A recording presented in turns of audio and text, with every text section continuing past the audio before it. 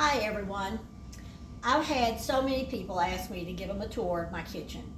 And so I thought today, instead of cooking, that I would give you a little tour of the kitchen and tell a few little stories about it.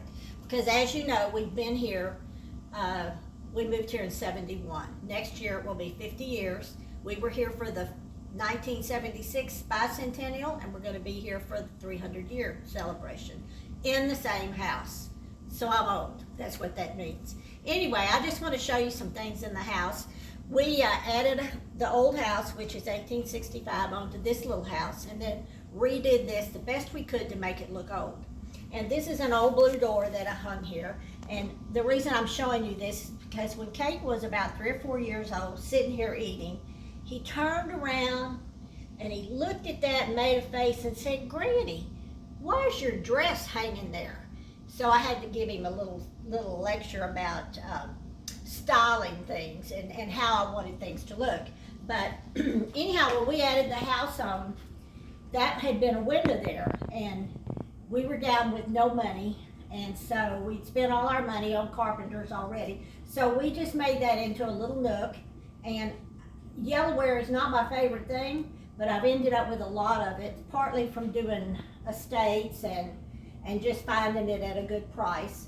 So we made that little thing there, and it's a wonderful place. The spiders like it, the dust like it. This is a spoon rack. It is a reproduction copy of the one that's in the Pilgrim Century book, and it was made in the 30s. And it has the pewter spoons on there. And this is a nice table. It's called a stretcher because it has a stretcher underneath. And this is one board from here to here. And then they put a small one on the front. I don't know why they should have put it on the back. But anyway, I got this at Round Top, if you know about Round Top. Also, this is just, I love brooms. I don't collect. As a rule, my thing is not to have 500 of everything. But I love brooms, and I even had a couple fall into my lap just a few days ago, but they're all different styles in here. I love this one. See how cute it is with this top on it, and obviously homemade. He probably ought to be more to the front. This is a half of a gourd. This is a gourd canteen, chopping blocks. This is a cute broom. I think it's not an old one, but it was made a long time ago by an artisan trying to copy.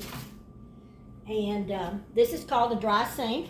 This right here is called a dry sink. And I love this one. It has a zinc liner. And Amy can tell you, every Christmas we serve off of here. Every Thanksgiving, I fill it full of leaves. Christmas is full of greens. And it is the best place to serve, to gather up your food. This is actually a Texas dry sink. And there's where I cook. I do not have a big kitchen. Everybody thinks I do, but I don't. I pretty much just stand right there. And the cabinets are not good cabinets. They're a pretty color, but they're just plywood cabinets. And this is a really nice hutch. Pewter, probably a pewter cupboard you would call it.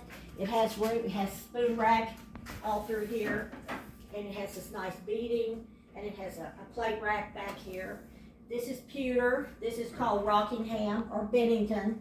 I love this, and I started buying a lot of it when I first got married, and I kind of have too much now. This is original H hinges on this cupboard.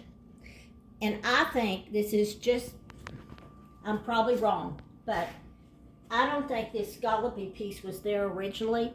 I think that through the years, when things got a little bit more decorative, that somebody added it. Now, it's been there probably, this is pretty early.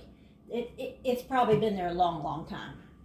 But I tried to take it off and we couldn't get it off. So this is a churn stand, and they're fairly rare. There's not a lot of these around.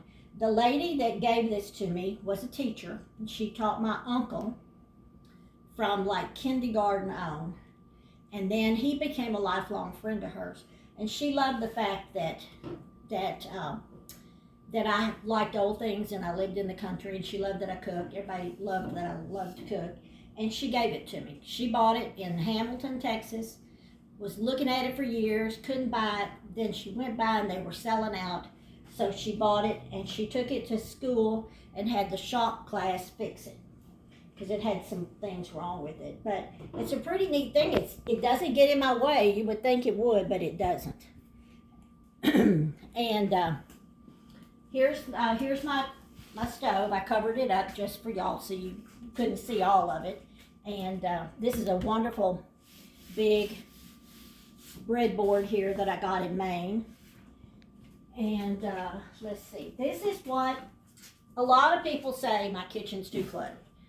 Well, this is not my kitchen, and this is called a buttery or a butler's pantry.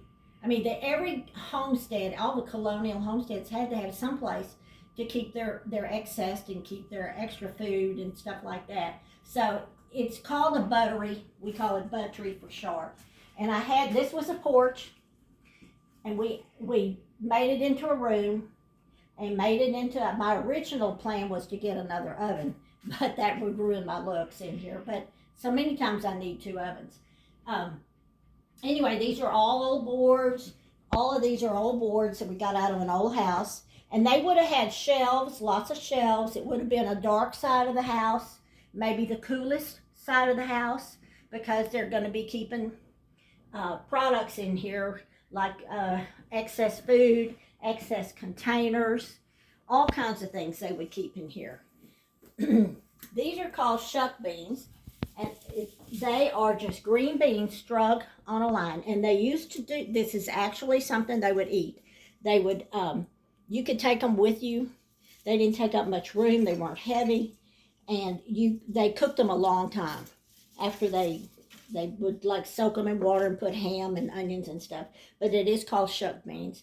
And if you want to do that, just go to the store, buy you some green beans and string it. And it'll take it a little while to look like that. You can see there are different colors in here.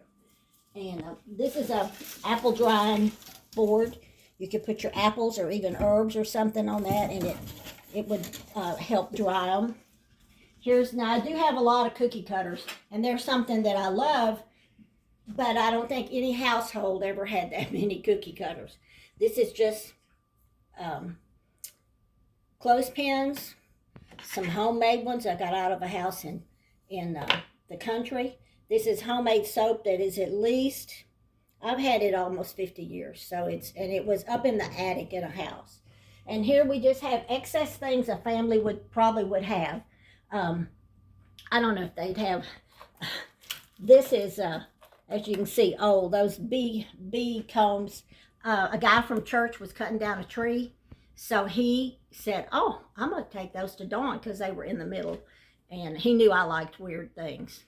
But here I have some candles. I have extra linens. This is not exactly authentic, but it kind of is.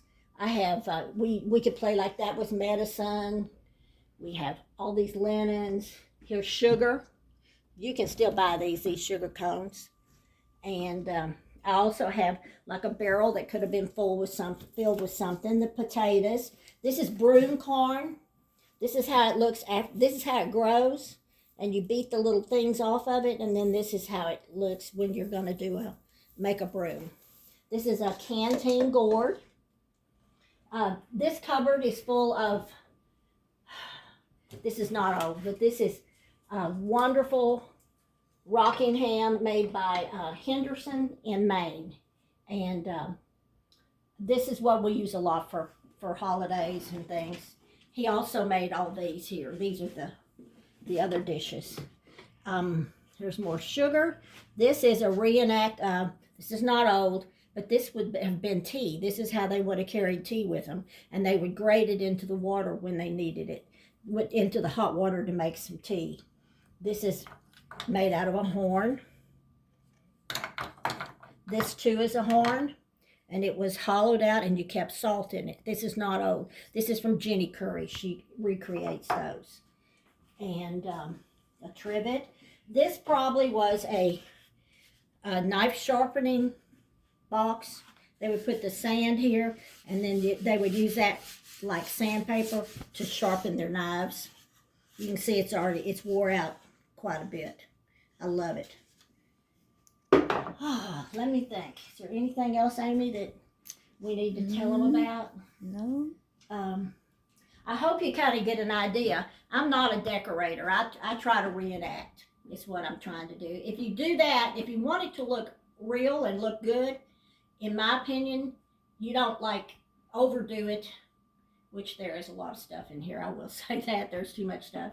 But if you do it like it probably would have been done back in the day, as we call it, it looks more real. And if you can get rid of anything plastic and anything modern looking out of the way, that's why I have made these cabinets, because I have things in here. My microwave is right behind us in there. It's kind of out of the way, but I don't use it very often anyway. And these old boards came from about 20 miles down the road. And I love the blue on them. Blue was not my favorite. I love red, black, mustard. But for some reason, God has gifted me with more blue boards than you would ever imagine. So I hope this gives you an idea of how we live in here. And I'm blessed.